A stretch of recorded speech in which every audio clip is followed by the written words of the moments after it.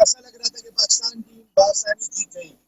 जब Sri Lankan team batting कर रही थी और हमने उनके 58 रन पर 5 खिलाड़ी आउट कर लिए थे, उसके बाद भानु का राजापक्षे ने जिस तरह की 71 रन की इनिंग खेली, और इस वक्त की सूरत हाल यह है कि 29 गेंदों पर 60 रन दरकार है पाकिस्तान को इस मैच में फतह के लिए। 6 विकेटें पाकिस्तान की गिर गई है।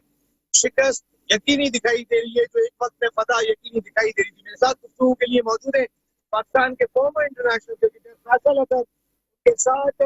पाकिस्तान में नहीं बल्कि दुनिया क्रिकेट में टेप बॉल क्रिकेट का बहुत बड़ा नाम Taimur Girda. Thank you very much Taimur भाई। उनके साथ एक बड़ी पंचायत जो फ्रांस के ऑनर भी है, अमिन की कोरियर जनानो तमाम ब्रांड्स को ठीक करते हैं। फॉर्मर इंटरनेशनल महमूदुल्लाह भाई, नुमान भाई, सबसे पहले बातचीत का आगाज करेंगे हम फैसल। अपने मैच ब्रेक कर लिया था, लेकिन उसके बाद हमने जिस अंदाज से ब्रेक हुई है, टीम का इंडेक्स 40 रन हसनैन ने दिए। जिस तरह पाकिस्तान ने मैच पकड़ लिया था, लेकिन जिस तरह बैटिंग की है श्रीलंकन बैटर्स ने, तो तार देना पड़ेगी और मोमेंटम को बिल्कुल शिफ्ट कर दिया। और फेयरलेस क्रिकेट जो कही जा रही थी, वही फेयरलेस क्रिकेट खेली जिसका रिजल्ट मिला 171 रन पे। सो डिफिकल्ट टारगेट तो नजर आ रहा था, क्योंकि हम डिपेंड कर रहे थे बहुत ज्यादा बाबर पे और रिजवान पे, और उसके साथ नीचे फायर पावर काफी थी। अगर ये लोग क्लिक करते तो कमाल हो जाता है। लेकिन यहाँ पे ये बात भी कहना पड़ेगी कि क्रिकेट पंडित्स जितने भी थे, वो ये कह रहे थे कि यहाँ पे 20 में से तकरीबन 17 मैचेस जो टीम टॉस जीती है और पहले बॉलिंग की है, वो जीती थी। लेकिन यहाँ पर श्रीलंका ने इस हिस्ट्री को भी चेंज कर दिया।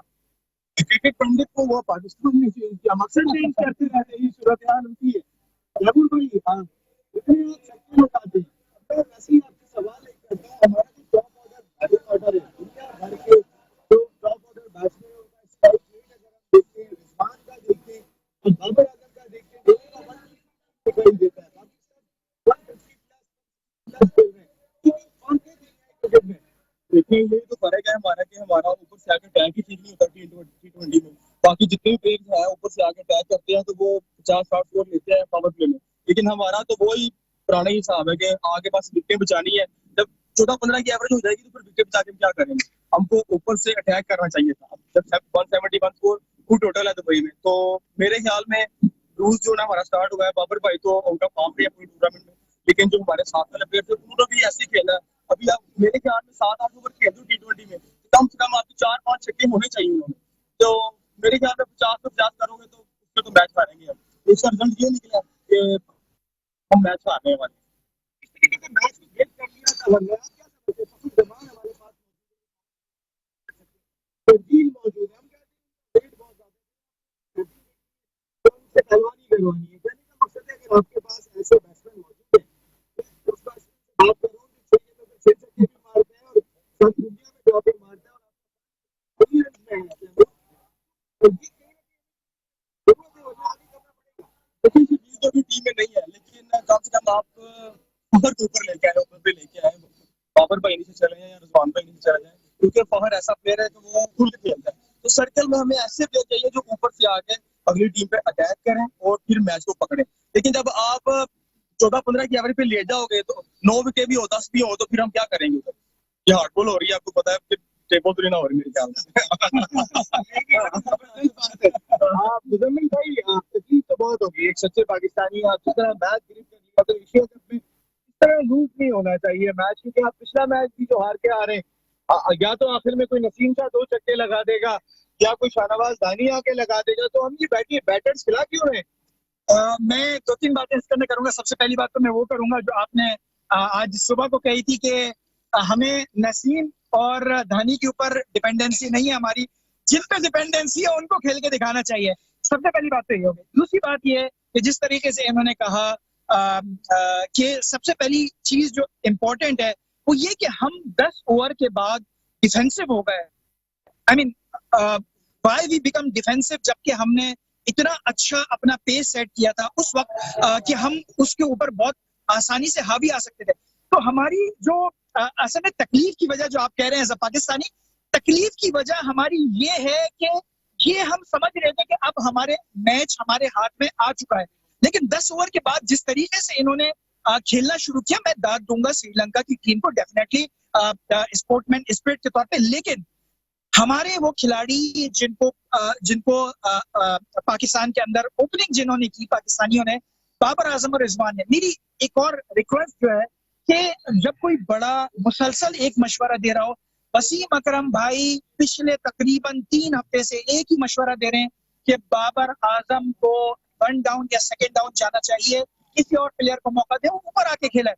रिजवान से हमारी बहुत ज्यादा उम्मीद वापस थी, रिजवान ने विकेट को सेव किया, बेशक विकेट को सेव किया, लेकिन क्या हमें यस यस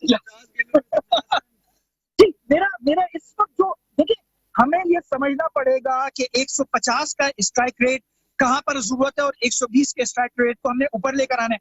तो क्या हमने इन्हीं के साथ अपने इस T20 को आगे लेकर, T20 ने पूरे क्रिकेट की नेचर को तब्दील कर दिया है। अगर इस हिसाब से हम लेकर चलेंगे तो हम कभी भी ये आइंदा आने वाले जो मैचेस हो रहे हैं उसके अंदर हम कामयाबी हासिल नहीं कर सकते। क्रिकेट को मैच नहीं कर रहे, मुजम्मिल भाई का कहना ये बहुत बड़ा नाम पाकिस्तान में, उनका कहना ये फैसला पाकिस्तान के फॉर्मर इंटरनेशनल का भी कहना ये। नोमानुल्लाह भाई से भी पूछ लेता हूँ कि नोमान भाई, वाकई में देखिए अभी इंग्लैंड के खिलाफ आपने 7 मैचों की सीरीज खेली है, देन आपने न्यूजीलैंड में ट्राई सीरीज खेली है, उसके बाद आपने वर्ल्ड T20 खेलने के लिए जाना है। ये जो हमारी प्रिपरेशन दिखाई दे रही है, ऐसा लग रहा है कि वो जो 1992 का वर्ल्ड कप खेलते थे कि पहले वो आखिरी 10 ओवर में मारना है, तो हमने यही प्लान, वही क्रिकेट खेल रहे हैं अब तक। नसीम भाई देखे, सबसे पहले तो आपको 2020 का जो फॉर्मेट है सबके क्रिकेट को अडॉप्ट करना पड़ेगा। और मैं जो देख रहा हूँ क्रिकेट पिछले सालों से, जैसे इंडिया टीम की बात करते हैं, इंडियन टीम ने बहुत सारे लास्ट सीरीज में उन्होंने 70 प्लेयर अपने खिलाए हैं, उन्होंने कॉम्बिनेशन बनाने की कोशिश की है, लेकिन हमने कभी भी ऐसा कोई फॉर्मेट, कोई भी ऐसा टूर्नामेंट नहीं खेला जिसमें यंग्स प्लेयर्स को मौका दिया जाए। तो अभी आपको जारी बात है प्रॉब्लम्स आ रही हैं, जो चीजें वाजे नजर आ रही हैं। आपके जो प्लेयर्स हैं वो 120-130 के स्ट्राइक रेट से खेल रहे हैं, बहुत सी टीमें जो 150 के स्ट्राइक रेट से खेल रही है। तो हमें इस वक्त हार्ड वर्क करने की जरूरत है और नए प्लेयर को आजमाने की जरूरत है। जहां तक आपने बात की शर्जील की, शर्जील हमारे पास एक ऐसा प्लेयर है जो 150-160 प्लस स्ट्राइक रेट के साथ खेल सकता है। तो पाकिस्तान को इम्प्रूवमेंट की जरूरत है। और इस टूर्नामेंट के हिसाब से बात करता हूँ, इस टूर्नामेंट में हमने देखा है 174-180 रन चेज में, तो इसमें पाकिस्तान की जो बैटिंग है वो बिल्कुल क्रैश हुई है और उसका हमें नुकसान उठाना पड़ा है। बिल्कुल, मिडिल ऑर्डर बैटिंग तो हमारी दिखाई नहीं दी, लेकिन एक उम्मीद हमारी मौजूद है। 2 ओवर में 49 रन चाहिए, लेकिन नसीम शाह मौजूद है जो कुछ ना कुछ कर देंगे। दरअसल उम्मीद तो है, उम्मीद तो हर सूरत में ना आपको रखनी चाहिए, चाहे आप हार भी जाएं, लेकिन उम्मीद जरूर रखनी चाहिए, क्योंकि ये मैच खत्म नहीं है। ठीक है, फाइनल हमारे हाथ से निकल गया, लेकिन आगे क्या करना है, वर्ल्ड कप भी सर पे खड़ा हुआ है। तो उम्मीदों का दामन नहीं छोड़ना चाहिए, लेकिन यह है कि अपने आप को जरा सा दुरुस्त भी करना चाहिए और जो शॉर्ट कमिंग्स हैं उसकी तरफ भी फोकस करना चाहिए, ताकि हमारी टीम आने वाले वक्तों में बेहतर हो सके। और जो स्ट्राइक रेट की बात की गई, यही वो वजह है, शायद चेयरमैन रमीज राजा ने इसी नए लड़कों में पावर हिटिंग कोच को भी इंट्रोड्यूस किया पाकिस्तान में, फॉरन तो जूलियन बुट है मेरे ख्याल में पावर हिटर कोच, तो उनको भी लेके आए ताकि हमारे पास जो स्ट्राइक रेट का प्रॉब्लम आ रहा है, चंद प्लेयर पाकिस्तान में शर्जील टाइप प्लेयर्स जो एक्सेप्शनल हैं, तो उसके अलावा कोई ऐसा प्लेयर हमें नजर नहीं आता। फखर भी आउट ऑफ फॉर्म थे, यहाँ पे प्रॉब्लम बहुत थी, बाबर आजम के आउट ऑफ फॉर्म होने से बहुत ज्यादा पाकिस्तान को प्रॉब्लम हुई है। नंबर 1 नंबर 2 बैटर हमारे पास ही है, लेकिन अगर इन दोनों का डिपार्चर जल्दी हो जाए तो फिर प्रॉब्लम आती है, चाहे 171 रन हो या 140 के करीब रन हो। मिडिल में है ना, आपकी मिडिल ऑर्डर बैटिंग में इफ्तिखार चलते दे रहे हैं। आसिफ अली का कुछ नहीं पता, इफ्तिखार का कुछ नहीं पता, इफ्तिखार का कुछ नहीं पता। शेख मलिक अगर आपके अभी भी कश्मीर प्रीमियर लीग के बेस्ट प्लेयर बने थे, तो कहाँ है आप? फिर क्या वर्ल्ड कप में लेकर आएंगे उन्हें? हर दफा वर्ल्ड कप में लाते, उसके बाद टाटा बाय बाय कर देते। अगर वो खेल रहे हैं तो वो इस्तेमाल क्यों नहीं कर रहे? लेकिन शोएब भाई तो अभी भी फन नहीं है एशिया कप का, लेकिन मेरे ख्याल में हैदर बेटर ऑप्शन था, वो अटैक करने वाला प्लेयर था, उसको चांस देना चाहिए था उसे, मेरे ख्याल में, जो मेरी अपनी राय है। क्योंकि बार नहीं कर रहा, कुछ दिन नहीं कर रहा, सब नहीं कर रहा, तो हैदर को लेके आओ ना, उसको इसलिए लेके गए, बेंच पे बैठाओगे तो वो तो खत्म है ना हो जाना।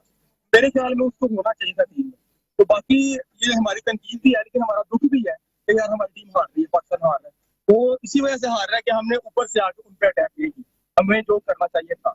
तो बस यही मेरा देखिए ना, आपने हैदर अली की बात की, हैदर अली को 2 जगह चेक किया जा सकता था। एक आपके पास ऑप्शन हांगकांग का मैच था, तो जहां आप अपनी मिडिल ऑर्डर बैटिंग में उनको खिला के देखते कि उनका किस फ्रेम ऑफ माइंड में, उनकी फॉर्म कैसी है। और दूसरी इंपॉर्टेंट चीज, ये जो लास्ट श्रीलंका वाला मैच था आपने दो चेंजेस किए।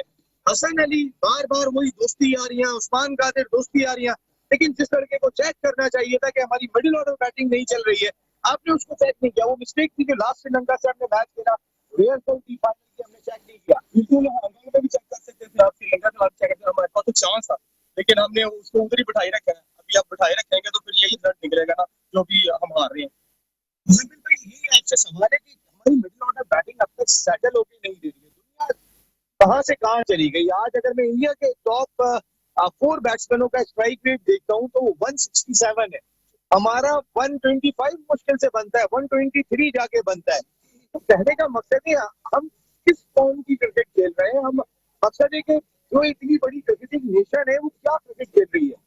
मैं समझता हूँ कि सबसे बड़ी चीज ये है कि अभी तक हम जो T20 के फॉर्मेट के ऊपर हमने अपने लड़कों की प्रिपरेशन नहीं कराई है, और उसके अंदर हमने स्ट्राइक रेट की मैंने पहले भी बात की, तैमूर मिर्जा ने भी बात की। ये एक बड़ा, चूंकि जो क्रिकेट से मुंसलिक है, और इस वक्त अब क्रिकेट देखें, एक टाइम था लोग टेस्ट मैच पूरे 5-5 दिन बैठ के देखा करते थे। उसके बाद टाइम आया, लोगों ने ये कहना शुरू किया कि यार 5 दिन देखने का टाइम नहीं है, हम एक दिन का मैच हो तो पूरा दिन हम लगा सकते हैं। आज की तारीख के अंदर लोग कहते हैं हमारे पास पूरे दिन का टाइम नहीं है, हमने T20 देखना है जो 5 से 6 घंटे में, 4 घंटे में खत्म हो जाएगा और उसके अंदर रिजल्ट सामने आ जाएगा। तो क्या हम उस फास्ट पेस गेम के लिए, उस फास्ट पेस की तैयारी कर रहे हैं? क्या हमारे पास वो लड़के मौजूद हैं, या उनकी प्रिपरेशन के लिए हमने वो कोचेस हायर किए हैं? इन्होंने अभी वुड का नाम लिया कि भाई उसको हमने इंडक्ट किया है। क्या ये काम हम आज से 6-7 महीने पहले नहीं कर सकते थे, ताकि एशिया कप की हम प्रिपरेशन पहले से करते हैं? और अगेन जो मिडिल ऑर्डर हमारा है इस वक्त, ये एक बहुत ही रिस्की है। यानी चल गया तो चल गया, नहीं चला तो नहीं चला। मतलब इस बुनियाद के ऊपर you are at very high risk. अगर आपके ओपनिंग बैट्समैन किसी भी वजह से, जिस तरह हम देख रहे हैं कि बाबर आजम पिछले पूरे इस सीजन के अंदर वो आउट ऑफ फॉर्म है, तो अगर वो आउट होते हैं तो आपका जो मिडिल ऑर्डर बैट्समैन है उनको संभाला देना होता है, पूरी की पूरी टीम को उन पर डिपेंडेंसी उनके कंधों पे आ जाती है। लेकिन अगर वो आपका मिडिल ऑर्डर, जो आपका पूरा मिडिल ऑर्डर है, वो इतना वीक है कि आपका उसके ऊपर कोई कॉन्फिडेंस नहीं है, तो अगेन फिर वो धनी और नसीम शाह रह जाते हैं, जिनके ऊपर जो है वो आप ट्रस्ट करते हैं कि भाई वो आखिर में आएंगे और 2 छक्के और 4 छक्के लगा के वो मैच को जितवाने की कोशिश करेंगे। लेकिन ये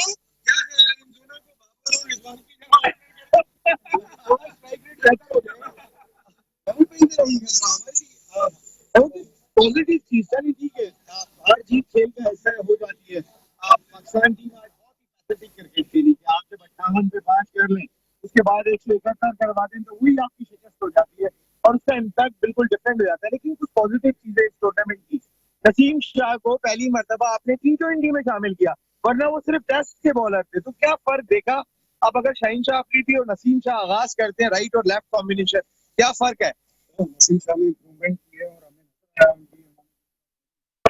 उन्होंने बैटिंग की है और उनकी फील्डिंग में इम्प्रूवमेंट नजर आई है, तो इन पर काम किया गया नजर आ रहा है। लेकिन मैं एक सवाल ये करता हूँ कि आपकी जो नेशनल क्रिकेट अकेडमी है उसमें प्लेयर्स कहाँ आ रहे हैं? आप जो भी टूर्नामेंट खेलने चाहते हैं या कोई भी, आपने कोई भी मुल्क की टीमें देख लें आप, वो हर फॉर्मेट में हर प्लेयर को इस्तेमाल करिए। T20 में अलग फॉर्मेट, वनडे में अलग, टेस्ट में अलग, हमारे यहाँ एक ही फॉर्मेट के प्लेयर नजर आ रहे हैं। तो ये सबसे बड़ा फुकदान नजर आ रहा है पाकिस्तान की क्रिकेट में। हमें टीम भी PSL से बनाएंगे तो फिर ना पीटर रहेगा ना बटेर रहेगा। सबसे बड़ा प्रॉब्लम ही आ रहा है जो हम सरवाइव नहीं कर पा रहे किसी भी टूर्नामेंट में या किसी भी फॉर्मेट में। हम अगर टेस्ट टीम अलग कर दें, वनडे की टीम अलग करें, 2020 की टीम अलग करें, हमने सबसे पहले तो कप्तान को चेंज करना पड़ेगा। 2020 का फॉर्मेट के लिए अलग कप्तान बनाना पड़ेगा, और वो कप्तान अगर आप बैट्समैन बनाते हैं उसका स्ट्राइक रेट 160 प्लस होना चाहिए। इसके अलावा पाकिस्तान टीम को जो अकेडमी उन्होंने बनाई हुई है इतने जमाने से, उसमें से प्लेयर क्यों नहीं निकल के आ रहे, ये क्वेश्चन मार्क है। ये बहुत बड़ा क्वेश्चन मार्क है कि अकेडमीज काम क्या कर रही है। आपके जितने अकेडमीज के कोच है वो पाकिस्तान क्रिकेट टीम के साथ काम कर रहे हैं। सकलैन मुश्ताक का काम हाई परफॉर्मेंस सेंटर में था, मोहम्मद यूसुफ का काम हाई परफॉर्मेंस सेंटर में था। हमें एक मिल जाता है, उसको चारों तरफ घुमा रहे होते हैं और फिर बाहर से लोग लेके आ रहे होते हैं। This is ununderstandable. नहीं समझ में आने वाली बात है कि ये हम किस अंदाज से लेके चल रहे हैं। कुछ पॉजिटिव चीजें दिखाई दी, जैसे नसीम शाह को हम नहीं खिलाते थे, नया बॉल अच्छा किया, एक्सपेरिमेंट नहीं करेंगे, लड़कों को आप चांस देंगे, तब तक उनका पोटेंशियल पता नहीं चलेगा। नसीम शाह को चांस मिला, उन्होंने प्रूव किया। इसी तरह अगर आप बैटिंग लाइन में भी चांस देते तो फिर हैदर को चांस मिलता, तो हमें पता चलता। 2 जगह ऐसी थी जैसे आपने से पहले भी बताया कि हम वहाँ चांस देकर टीम को बेहतर कर देते, लेकिन जिस अंदाज में हमने फाइनल से पहले श्रीलंका से जो मैच खेला वहां पे भी जो चेंजिंग्स थी वो भी कुछ समझ नहीं आई। उसके अलावा अगर आपने बैटिंग दोस्ती में चल रही है पाकिस्तान की, असल में घूम फिर के आसमान का क्या है, बहुत रन थे, वो जितने स्कोर करके आ रहे थे पहला उनका था, लेकिन बैटिंग ट्रैक आया रावलपिंडी में आपने इमामुल्लाह को गिरा दिया। तो दोस्तियां जब तक निभाई जाएंगी, मैं बिल्कुल पहले भी कह रहा हूँ। और मैं आपको एक बात यहाँ पे जरूर कहूंगा, आपको याद होगा मेट्रो वन न्यूज पे जिस वक्त पाकिस्तान क्रिकेट टीम ने लास्ट वर्ल्ड T20 में इंडिया को 10 विकेट से हराया था, उस वक्त मैंने ये बात कही थी और फिर पूरी कौम से जो मैंने सुना था मुझे पता है कि ये पाकिस्तान के हक में हुआ है या खिलाफ हुआ है, क्योंकि उस एक मैच की वजह से आज तक वो ओपनिंग पेयर चेंज नहीं कर सके। क्योंकि इसी ओपनिंग पेयर के बारे में वर्ल्ड T20 से पहले जब चेयरमैन नए नए बने थे रमीज राजा साहब, तो उन्होंने ये बात कही थी कि हमारे बैट्समैनों को स्ट्राइक रेट बेहतर करना होगा, लेकिन इस वक्त हम चेंज नहीं कर सकते, वर्ल्ड कप सर पर आ गया है। सर फिर वर्ल्ड कप सर पर आ गया है तो अब भी चेंज नहीं करेंगे तो कब करेंगे? जी तैमूर भाई, यही मेरा आपसे सवाल है। शान मसूद अच्छा परफॉर्म कर रहे हैं और हमने मुल्तान सुल्तान से देखा बहुत अच्छा खेले, क्या उन्हें मिडिल ऑर्डर बैटिंग में ला सकते हैं? शेब मकसूद एक अच्छा पावर हिटर है जो मिडिल ऑर्डर बैटिंग में ही खेलते हैं। हमारे पास ऐसा नहीं है कि ऑप्शन नहीं है, लेकिन हम इफ्तिखार और आसिफ अली की म्यूजिकल चेयर से नहीं निकल पा रहे। बिल्कुल आपने ठीक बोला है कि आसिफ अली जब एक बंदे से नहीं हो रहा तो आप चेंजिंग करो ना, हैदर को लेके आओ। जब आप बैटिंग में चेंजिंग कर रहे हो कि नवाज को ऊपर लेके आ रहे हो, मुश्किल को ऊपर नीचे लेके आ रहे हो, तो आपको करना चाहिए ना, ये भी ओपनर पे भी लेके आओ ना, कोई बंदा जो ओपन करे, आके ऊपर से आके अटैक करे। तो कम से कम आपको देखना चाहिए कि यार हमारे जो अटैकर हैं ऊपर से आके अटैक नहीं कर रहे, नीचे मिडिल ऑर्डर पे आके वो मैंने बार बार वो एक बात कर रहा हूँ कि जब 15-16 की एवरेज होगी तो हमारी पे क्या करेंगे? चेंजिंग करो ना यार, जो परफॉर्म कर रहे हैं लड़के उनको लेके आओ टीम में। ये तो नहीं ना कि बस इन्होंने इन लड़कों ने खेलना है। आप ठीक कह रहे हैं, सही बोल रहे हैं, बिल्कुल ठीक बोल रहे हैं। दोस्ती यारियां होंगी तो मुजम्मिल भाई मुख्तसर हमें खत्म करने खत्म होनी होंगी दोस्ती यारियां। दूसरी यारी बिल्कुल खत्म करनी थी, लेकिन इसके साथ मैं दो बातें करना चाहूंगा। नहीं इतना टाइम नहीं है क्योंकि बिल्कुल खत्म हो रहा है टाइम। सबसे पहली बात है कि इस मैच से हमने क्या सबक सीखा, क्या हम इसके सबक से हम आगे आइंदा जो हमारा वर्ल्ड कप आ रहा है उसके लिए हम क्या तैयारी करेंगे। दूसरी बात जो सबसे इंपॉर्टेंट बात जो नुमान भाई ने कही कि हमारे फॉर्मेट्स के प्लेयर्स जो है वो अलग अलग होने चाहिए और उनके ऊपर उन्हीं कोचेस के साथ फोकस नहीं चाहिए। जी नुमान भाई, लास्ट बात, दोस्ती यारी नहीं चाहिए। पाकिस्तान टीम में पाकिस्तान के लिए जो अच्छा हो वो बेहतर करना चाहिए। बिल्कुल ये पैगाम किया एशिया कप फाइनल के बाद कि दोस्ती यारियां खत्म करते हैं। फैसल अदर साहब, तैमूर मिर्जा भाई, बहुत बहुत शुक्रिया। इनकी बैटिंग में देखता हूँ ना तो मैं कहता हूँ इन्हीं को भिजवाओ, सबके लिए 6 गेंदों पे 6 छक्के लगा देंगे। मुजम्मिल भाई बहुत बहुत शुक्रिया, thank you very much. Amanullah भाई, और फिर प्रोग्राम में इतना ही मैच हार गए, 4 गेंदों पे 38 रन दरकार है। मैं बता रहा हूँ कि अब मैच हार गए, अब एशिया कप का जो हमें जीतना चाहिए था, pathetic performance Pakistan cricket team की, लेकिन इससे लर्न करना चाहिए, इससे सीखने की जरूरत है। नसीम राजपूत अपनी पूरी प्रोडक्शन टीम के साथ चाहता है इजाजत जिंदगी रही, तो फिर आइंदा हफ्ते आपसे फिर मुलाकात होगी और फिर पूरा पोस्टमार्टम करेंगे एशिया कप का। टिल देन अल्लाह ने के बाद।